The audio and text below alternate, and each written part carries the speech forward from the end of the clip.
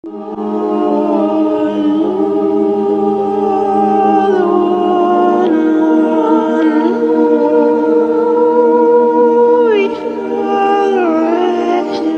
that was Trevor Deely, a man who completely vanished off the face of the earth after a work Christmas party in 2000. And I think what makes this case so eerie and bizarre is the fact that there was this mysterious man dressed in all black who was caught on security camera talking to Trevor right before he went missing. What about? No one knows, because this man has never come forward or been tracked down. He's just another missing puzzle piece to this already creepy case. This is the mysterious disappearance of Trevor Deely, and the fact that he vanished without a trace and left behind zero clues really keeps me up at night. So let's talk about it. This is Trevor Deely. He was only 22 years old when he disappeared in 2000. He grew up in Naas, Ireland, and he was the youngest of 4 siblings. He came from a loving family and was really well versed in anything computer or tech related. And in May of 1999, Trevor started working in the IT department of the Bank of Ireland Asset Management. So now he lived in Dublin with a couple of roommates, and by all accounts, he had his whole life ahead of him. He was doing what any young 22-year-old guy did, hanging out and trying to meet girls, and in the summer of 2000, he met someone who stood out to him. She was a college student from Alaska who just so happened to be vacationing in Ireland, and they really hit it off. Eventually though, she went back home, but I guess she really made an impression on Trevor. Just a few weeks before his disappearance, Trevor, on a whim and not invited by this girl, spontaneously flew to Alaska from Dublin to surprise her. He got his plane ticket super cheap because one of his best friends was a flight attendant, so he was able to get it really discounted. After this Alaska trip ended, Trevor visited his family in Naas and told them how much fun he had. And although a bit odd that he did that, nothing seemed out of the ordinary. He left his parents' house in high spirits, ready to get back to work. But little did his family know this would be the last time that they would ever see Trevor again. This brings us to December 7th, 2000. It was a really rainy day in Dublin, but that night, Trevor attended his work Christmas party. The party started at a Hilton hotel bar and then went to a local bar called Copperface Jack's, where everyone continued to drink and have fun. Next, the party moved to Buck Whaley's nightclub on Lower Leeson Street. Trevor ended up leaving at around 3:25 in the morning, now the early morning hours of December 8th. Like I said, it was really rainy in Dublin that night, and there was a massive windstorm with gusts up to 70 miles per hour. So that paired with a community taxi strike and being somewhat drunk, Trevor had no other option than to walk home. So he took off on foot towards his apartment, which was in Ballsbridge, but before he got all the way home, he decided to stop at his office in the Bank of Ireland Asset Management. It only took him about 10 minutes to get there, where he was then let in by security, and once inside, he made himself a cup of tea. He also talked to one of his coworkers named Carl, who was working the night shift. Trevor got warm, checked his emails, and then made a list of things that he needed to get done for his shift the next morning. And I think that shows just how responsible of a person that Trevor was. I mean, most people would just go straight home after a night of drinking, but he went to his office instead to get some work done and make the next day easier on himself. He grabbed an umbrella and said bye to Carl, who said Trevor actually seemed pretty sober. Then he took off at around 4:03 a.m. and started his walk back home again, this time calling a friend in the process. The friend didn't answer since it was so late, but Trevor left a voicemail pretty much just saying that he missed him and that everything was good, that he was on his way home and that he would talk to him tomorrow. Sadly, talking to him tomorrow would never happen because Trevor disappeared after this, leaving behind no clues. When the next morning came and Trevor never showed up for his shift, his coworkers didn't think much of it because they'd all been out super late the night before drinking at the Christmas party. They thought that maybe he just had a bad hangover and just needed to sleep in. This was on a Friday, and conveniently, none of his roommates were home that weekend, so no one knew Trevor was missing at first. But then Monday rolled around, and still no Trevor. This is when his coworkers started to get a little worried and notified his family. And then they all realized that no one was able to get a hold of Trevor, and no one had seen him for a little while either. So this is when they officially reported him missing 4 days later. A massive search was launched right away since so much vital time was already lost, and his family really took charge. They handed out hundreds of missing person flyers and went from house to house and business to business, knocking on doors looking for him or asking if anyone had seen him. Police were investigating, but it was really Trevor's family and friends who found the first piece of concrete evidence. So Trevor's friends actually went through the security footage from his work on the night he disappeared, and something immediately stood out as odd. So we all know that Trevor stopped by his office that fateful night before he went home, but about 30 minutes before he got there, this man dressed in all black showed up and was waiting by the gate to the bank, aka Trevor's work. We don't know what exactly he was doing there, but he was just standing there, and his face was completely covered in in a black hood, just like the rest of his clothes. Then Trevor showed up, and he talked to this unidentified man for a little bit before going into his job. Again, what they talked about, no one knows. By the time Trevor left his office at 4:03 a.m., this mysterious man was gone. Right after this man left, but before Trevor came out of the office, two of his colleagues also stopped by the same gate. But according to them, they never saw anything suspicious. This seemed like a pretty good lead, so authorities tried tracking this mysterious man in black down, but they were never able to find him, and to this day, we don't know his real identity or if he was involved in Trevor's disappearance, although police do say that he is a person of interest. As police continued searching for Trevor, they found even more security camera footage that captured him that night after leaving his office. So at around 4:14 a.m., CCTV shows Trevor walking past what used to be the Allied Irish Bank. It was a security camera from one of the ATMs that caught him, and this was on the corner of Bagot Street Bridge and Haddington Road. Everything looked normal in this footage, and you can see Trevor walking alone with his umbrella. But about 30 seconds later, you can see a man, also dressed in all black, walk directly behind him. At first glance, it appeared this may be the exact same man dressed in all black that was waiting outside of Trevor's work just a few minutes prior, and that he was following him. But police were able to actually trace the second man down that was seen in the footage walking past the Allied Irish Bank. They found that this was in fact not the same man that had been waiting outside of Trevor's work, and this man was not suspicious or involved at all. At least that's what they think. They say this because they examined the extended footage from the security camera that night, and they found that after the second man walks past the camera, so does a girl. Then almost 2 minutes later, a couple walked by too. So the streets seemed to be somewhat busy even though it was really late and there was a major storm. In police's eyes, they think it's extremely unlikely that Trevor was killed by the second man dressed in black in full view of these three other people. Another reason they feel like this was unlikely is because the walk from Trevor's office to where this footage was taken at the bank was 11 minutes. That route along the way was heavily tree-lined and super dark and secluded. It was also partially along a canal, so if someone, aka the second man dressed in black, was following him and wanting to hurt him, why not do it then? Why wait until Trevor was out in the open on a somewhat busy street with the lights and cameras? That doesn't make sense at all. But what's so eerie is that this right here is the last known footage ever taken of Trevor Deely. Where he went after this and what happened to him remains a mystery. Thankfully, police had this little bit of a lead because other than this, there was absolutely nothing to go off of. It was like Trevor just vanished into thin air. Authorities searched any nearby bodies of water like the Dodder River and the Grand Canal, but they found nothing. It was a little bit difficult to search the Grand Canal because they couldn't drain it. Doing so would affect the structural integrity of the surrounding buildings, but they did extensively search it, and Trevor was not in there. Police thought that maybe he accidentally fell into some sort of body of water that night since it was raining so bad and he was reportedly intoxicated, and that would explain why none of his personal belongings were ever found either. But one thing about that doesn't really make sense, and it's that his sister tried calling him the weekend that he went missing, and although she's not 100% sure, she believes that his phone rang out, like it didn't go straight to voicemail or anything. But experts say that a phone in the year 2000 would have likely gone dead within seconds of it hitting the water, had Trevor fallen in somewhere. I get that that's not something that could definitely be confirmed, but you'd think that if he did hit the water, his phone wouldn't have rang out like it did. So with no other clues to go off of, police in Ireland traveled to Alaska to speak with the girl Trevor had recently seen in the weeks before he disappeared. Other than Trevor kind of just showing up on a whim without the girl knowing, the two seemed to have a good time and nothing was out of the ordinary. Police found nothing connecting her or that trip to the crime, so she was cleared. And despite numerous extensive searches, Trevor's case would soon fall cold. In 2016, there was some new focus on Trevor's case, and police released enhanced copies of the security footage from that night, hoping that it would spark some new leads. From that, this led them to search a 3-acre secluded area in the Dublin suburb of Chapelizod. This was only 5 miles from where he was last seen in 2000. Unfortunately, though, this turned up nothing. Then, out of the blue, an informant came forward, and what he said really turned this investigation upside down. So this informant told police that Trevor was killed the night he disappeared by a Kremlin-based criminal known to police. This criminal was part of a gang that was involved in the drugs and sex worker trade in that specific area where Trevor disappeared. This group was investigated in another brutal murder just a couple years before Trevor. The informant said that Trevor and his killer did not know each other and that this was just a chance encounter that night. Wrong place, wrong time type of situation. What's crazy is that now so many years had passed since Trevor disappeared, but when police went back to look through the case files, they discovered that a gun and some drugs were found during the initial search for Trevor all those years ago. But oddly enough, police said that this wasn't related to this theory, and that they found these items in a known stash site for criminals. So I guess it's just a weird coincidence. As of 2020, 2025, police say this is still a missing person investigation, not a murder investigation. They say that it's just as likely that Trevor walks back through the door alive than it is to find him dead somewhere. There's one major thing that doesn't really add up about this case though, and that's the route Trevor took home the night he went missing. So we know that he crossed the road at Bagot Street Bridge and got onto Haddington Street. This was shown in the CCTV footage. This wasn't a usual path back to his apartment in Ballsbridge. It wasn't like completely random, but it did add about 20 minutes onto his trip back home. If he had walked straight down Bagot Street, it would have been a lot faster, and he did know how to get back home on foot as he had done it many times before. So it just seems weird that he would have willingly chosen to go this path home in such a bad storm when it just wasn't necessary. This has led a lot of people to question whether or not he was intending to go straight home that night, or if he was planning on going somewhere else or meeting up with someone first. I guess there used to be a 24-hour gas station at the top of Haddington Road, so some think that he may have walked that way to go and get a snack or something. Although we don't know what exactly happened to Trevor that night, there are a few theories. Theory number one is that he was murdered that night, whether by the mysterious man in black or by that local criminal known to police. Some think the man in black has to be involved somehow because this was a really high-profile case, so this person definitely knew they were one of the last people to interact with Trevor. Why not ever come forward to clear your name? Some point out that Trevor's behavior right before he disappeared didn't seem entirely normal. For example, flying all the way to Alaska from Dublin to meet up with a girl without even being invited by her. Some think it seemed like he just didn't want to be alone or really just wanted someone to connect with. This has bled into the theory that Trevor met up with a sex worker or something similar that night, and then something happened to him after. Apparently the area where he went missing is a hotspot for sex work, and locals say there used to be an abandoned house near where Trevor was last seen on CCTV. The house used to be all boarded up and was a popular house to go and do drugs. Some think that Trevor could have ended up there that night for one reason or another, and then something bad happened to him. But the house has since been gutted and renovated, so I think if he was buried there, he would have been found by now, or at least some of his belongings. Theory number two is that Trevor ended his own life, which a lot of people disagree with. He was making plans for the very next day and just didn't seem like he was going to end his own life. But to some, it did seem like Trevor didn't want to be alone. Like he went from his work Christmas party to his work, stayed there for a while, and then called his friend on his way home, who sadly didn't answer. Some think that maybe he just needed someone to talk to. And lastly, theory number three is that Trevor accidentally died that night. Maybe he slipped and fell into the river and has just never been found after being swept away. This would explain why none of his personal belongings were found, but I'm not sure. It's terrifying how, much like in this case, you can be here one second and gone the next. No clues, no answers, just grainy CCTV footage that shows your final moments. But it's now been 25 years, and whatever happened to Trevor that night on his walk home remains a mystery.